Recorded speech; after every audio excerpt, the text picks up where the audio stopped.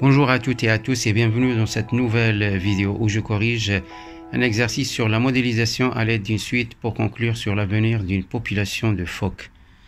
Allons-y. D'abord, on va lire l'exercice ensemble. On s'intéresse à une population de phoques vivant sur une île et dont le nombre d'individus diminue de façon inquiétante.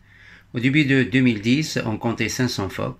Une étude a permis de modéliser ce nombre de phoques par la suite UN définie par U0 est égal à 0,5 et UN plus 1 est égal à 0,85 UN, facteur de 1 moins UN.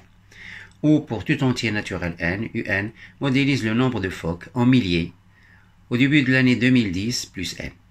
Dans les calculs, on arrondit les nombres de phoques à l'unité. Première question, calculée grâce à ce modèle, le nombre de phoques en 2011 et 2012. Deuxième question, on admet que pour tout entier naturel n, un et 1 moins un appartient à 0, 1. Question A, démontrer que pour tout entier naturel n, on a un plus 1 est compris entre 0 et 0,85 un. Question B, démontrer que pour tout entier naturel n, un est compris au sens large entre 0 et 0,5 multiplié par 0,85 à la puissance n. Question numéro C, on vous demande de déterminer la limite de la suite UN. Et à la fin, on vous demande que peut-on conclure sur l'avenir de cette population de phoques. Allons-y. Dans la question numéro 1, on demande de calculer la population des phoques en 2011 et 2012. C'est-à-dire, on nous demande de calculer U1 et U2. Donc, pour calculer U1, il suffit d'utiliser la relation de récurrence. Pour n est égal à 0, c'est-à-dire que U1 est égal à 0,85 U0 facteur de 1 moins U0. On remplace U0 par 0,5. Donc, et on obtient U1 est égal à 0,213 milliers de phoques en 2011, c'est-à-dire 213 phoques. Après, on passe au calcul de U2. Donc, U2 est égal à 0,85 multiplié par U1, multiplié par 1 moins U1. On remplace U1 par 0,213 et on obtient 0,142 milliers de phoques, soit 142 phoques en 2012. Passons maintenant à la question numéro 2. Donc, on admet que, quel que soit n appartenant à n, UN est borné au sens large par 0 et 1. La même chose pour 1 moins UN. Et on nous demande de démontrer, quel que soit n appartenant à n, on a UN plus 1 est compris entre 0 et 0,85 UN. Donc on va utiliser le raisonnement par récurrence. Donc soit la propriété Pn, UN plus 1 est compris entre 0 et 0,85 UN. Donc on commence par la première étape de raisonnement par récurrence qui est l'initialisation. Donc pour n est égal à 0, on a U1 est égal à 0,213. Donc on calcule 0,85 multiplié par U0 et on obtient 0,85 multiplié par 0,5 qui est égal à 0,425. Alors 0,213 est inférieur à 0,425, donc la propriété P0 est vraie. Passons maintenant à la deuxième étape de raisonnement par récurrence qui est l'hérédité. On suppose que PK est vrai, c'est-à-dire que le terme de rang K plus 1 est compris entre 0 et 0,85 UK et on doit démontrer que la propriété est vraie pour K plus 1, c'est-à-dire PK plus 1 est vrai, soit le terme de rang K plus 2 est compris entre 0 et 0,85 UK plus 1. Dans l'énoncé, il indique que UK est compris entre 0 et 1. Donc, on multiplie par 0,85 les trois membres et on obtient 0 est inférieur ou égal à 0,85 UK est inférieur ou égal à 0,85 et 0,85 il est majoré par 1. Donc, on suppose que UK plus 1 est compris entre 0 et 0,85 UK et on vient de voir que 0,85 UK est inférieur ou égal à 1.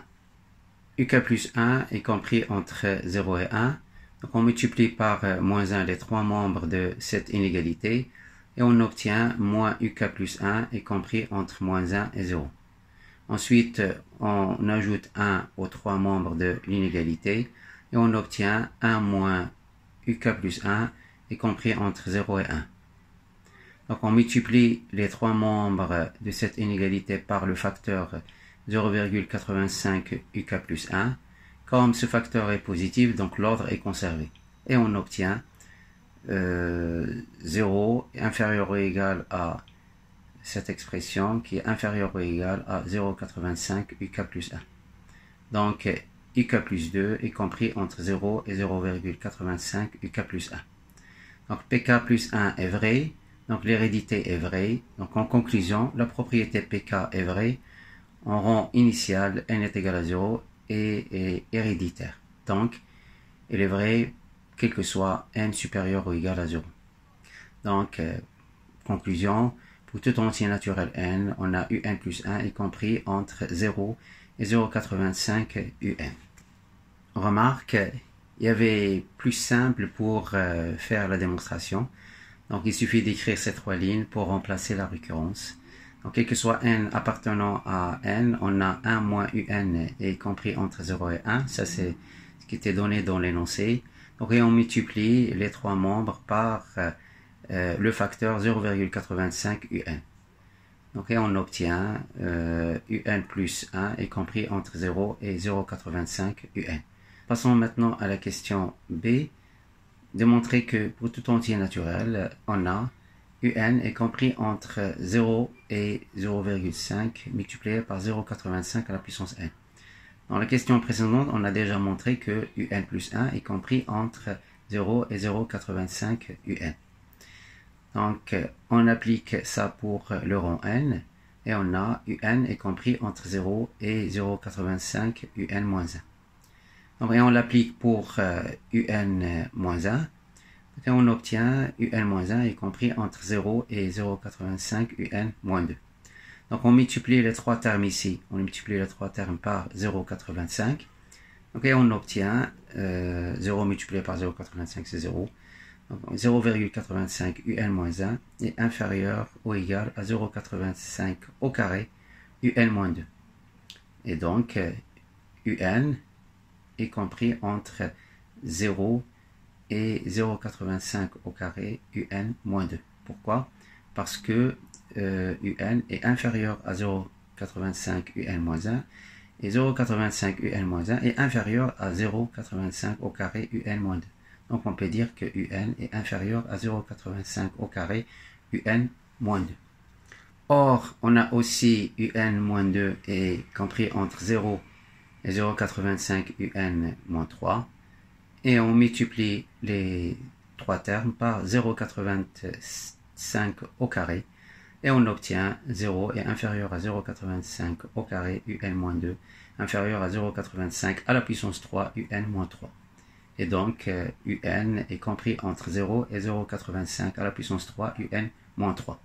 On continue ce processus n fois et on obtient un est compris entre 0 et 0,85 à la puissance n u0. Et comme u0 est égal à 0,5, donc un est compris entre 0 et 0,5 multiplié par 0,85 à la puissance n.